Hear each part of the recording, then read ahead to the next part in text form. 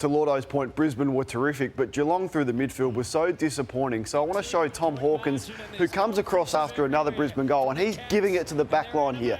Tom's going to the backs, and I'm thinking, Tom, why are you going to the backs? Go to your midfield, because that's where all the damage was done from. So he's continually trying to pump up his backs, and that's good leadership. But go to your midfield, because this was an absolute disaster, a calamity for Geelong through the midfield yesterday. First possession, minus 37. Clearances, minus 27. This time last year, Geelong were beating up onside. Centre bounce, clearances, ground ball, whatever measure you want to show, they were absolutely destroyed. We want to show some vision of this. So this Tom Hawkins clip was in reaction to this. Stanley and Danaher in the ruck. Stanley had one of the poorest games I've seen from a ruckman this year. That is him from the ruck contest. That's the split Danaher gets from him. He goes forward and McCarthy takes an excellent mark.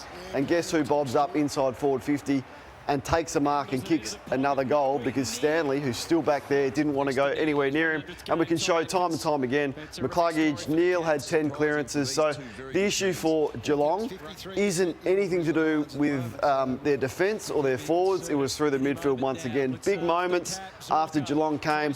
Another clearance, another goal from clearance. So I think the midfield coach and Chris Scott this week will be having a significant chat, to the point where it forced them to put Tom Stewart on ball, their best defender. And the focus very much on the medical room at Brisbane. Unfortunately, it was, TJ, and they're fearing the worst and hoping for something not as bad with this incident here with Will Ashcroft happening late in the game. Immediately clutched his right knee.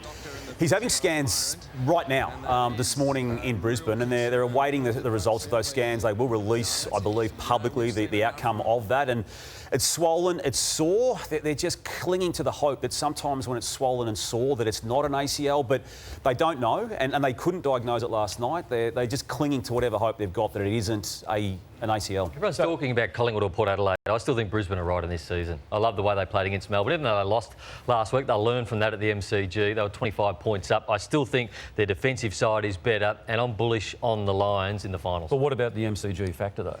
Well, I think they showed last week at the against Melbourne they could play there. They're 25 points up. They lost late, and they'll review that and go, we need to put this in place.